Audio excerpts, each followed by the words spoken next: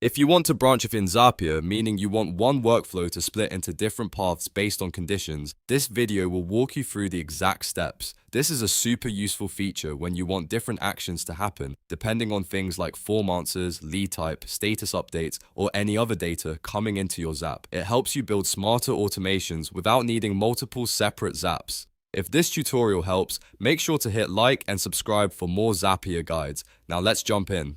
First, go to Zapier and sign into your account. Once you're on the dashboard, click on Create. This is where you start building a new automation from scratch. From the options that appear, click on Zap Workflows. That opens the Zap editor, where you can build the trigger, actions, and branching logic for your workflow. Once the editor loads, click on Action. This is the part where you add the step that will decide what happens next in your automation. Next, click on Flow Controls. Flow controls are what let you manage logic inside your Zap, including branching based on conditions. From there, click on Paths. This is the feature you need if you want to branch your Zap into multiple routes. Paths let you create separate outcomes so your Zap can handle different scenarios automatically. After selecting paths, you'll move into the setup screen where you can configure the triggers, actions, and paths for each branch. Take your time here and make sure each path is set up correctly, because this is what determines which direction your automation will follow.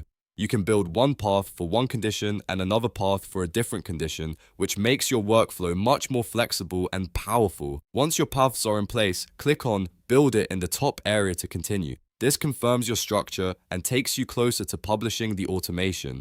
At this stage, review everything carefully. Make sure your trigger is correct, your actions are connected properly, and each path has the right logic. If the branches are not configured correctly, the Zap may not run the way you expect, so double check each step before moving on. When everything looks good, click on Publish. Publishing activates your Zap and makes your branching workflow live. From that point on, Zapier will automatically route tasks through the correct path based on the conditions you set, and that's how you branch in Zapier. You can now create smarter automations that handle different situations without doing everything manually. If this video helped, don't forget to like, subscribe, and turn on notifications so you don't miss the next Zapier tutorial. Thanks for watching, and I'll see you in the next one.